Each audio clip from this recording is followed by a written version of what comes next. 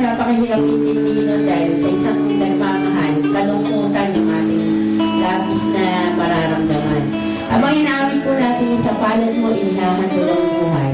Tunay nga po na wala tayong pwedeng itumbas na yaman o pera pagdating sa hangganan ng buhay natin. Talagang lahat po tayo haharap sa Panginoon. Hindi nga lang natin alam kung ano.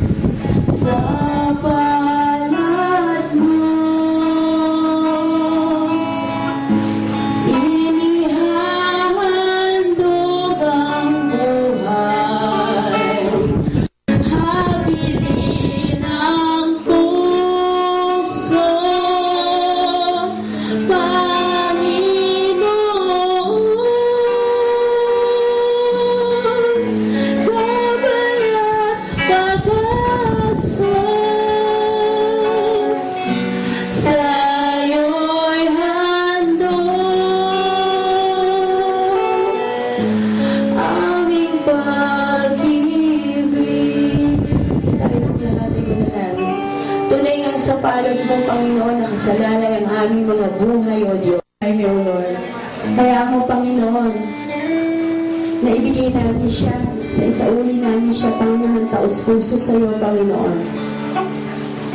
Hindi namin alam ang mga plano mo at panukala mo sa buhay namin. Pero narito kami, Panginoon, hinihiling kong patuloy mong gabayan. Ang huling misa na ito para kay Jaime O God. Tubong aming dalangin sa pangalan ni Jesus. Amen. At makakaupo na po tayong lahat. Kung nandito po ang ating Kapitan Rohel Makasyev, tinatawagan ko po siya. para po dun sa kanyang Ngayon, kaya nakita natin na ang pagkisama o pakikiramay sa tao na nawala sa piling ng kanyang pamilya ay kaya nandito tayo ngayon. Ako po'y magandang umaga po sa inyong lahat, mga kabarangay, mga kanayon, lalo na sa pamilya ng Samson, sa kapamilya ni Lagrin, lahat ng mga kamag-anak nila. Magandang umaga po sa inyong lahat. Magkanito lang ang mangyari sa kanya, naiwan niya ng kanyang pamilya, ay sana kung ano man ang mga nakuha niyang pagkasala sa inyong mga nandito, lalo sa mga kapitbahay niya, kung sino dyan, pakiusap lang, parang bibigyan na natin na parang regalo niya.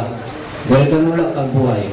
Walang tao na perfecto sa ibabaw ng mundo. Lahat iniwan na tayo rito sa ibabaw ng mundo. Alam ko si Jaime ay napakabait na tao ito. Wala akong masasabi sa kanya. Talagang sa akin, mahirap sa aking kalooban na ganito na ang nangyari sa kanya. Dahil lahat ang nakikita ko sa kanya ay napakaganda. Mabait na tao. Saka kung anong nakikita natin, lalo na sa kanyang mga magulang, sa kanilang magulang, kung ano yung nakita natin sa kanila napakaganda ay ganito rin sa kanya. Mabait na tao, tulungin,